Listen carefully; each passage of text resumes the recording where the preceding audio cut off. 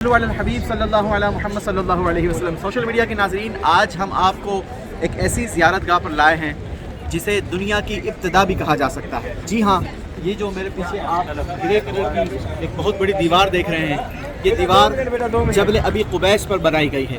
یہ وہی پہاڑ ہے جو دنیا کا سب سے پہلا پہاڑ ہے، اور اسی پہاڑ پر ہمارے پیارے آقا صلی اللہ تعالیٰ علیہ وسلم نے کھڑے ہو کر چاند کے 2 ٹکڑے فرمائے، اور اسی پہاڑ پر حضرت آدم علیہ السلام کا مزار مبارک بھی موجود ہے۔ ایک روایت کے مطابق حضرت آدم علیہ نبینا علیہ السلام کا مزار مبارک اسی پہاڑ پر ہے، اور ایک روایت کے مطابق مسجد خیف میں حضرت آدم علیہ السلام کا مزار مبارک قائم ہے۔ اچھا، اس پہاڑ کو الامین بھی کہا جاتا ہے، کیونکہ جب حجر اسود کو جنت سے دنیا میں بھیجا گیا تو اسی پہاڑ پر حجر اسود کو نازل کیا گیا، اور جب طوفان نوح آیا تو اسی پہاڑ پر حجر اسود کو بحفاظت رکھ دیا گیا تھا۔ اسی پہاڑ نے حجر اسود کی اللہ کے حکم سے حفاظت کی تھی، اور جب حضرت ابراہیم علیہ السلام نے اپنے پیارے شہزادے حضرت اسماعیل علیہ السلام کو بھیجا کہ جاؤ اور کعبے کی عمارت کو تعمیر کرنے کے لیے کوئی پتھر وغیرہ لے آؤ، تو حضرت جبریل امین حضرت اسماعیل علیہ السلام کے پاس تشریف لائے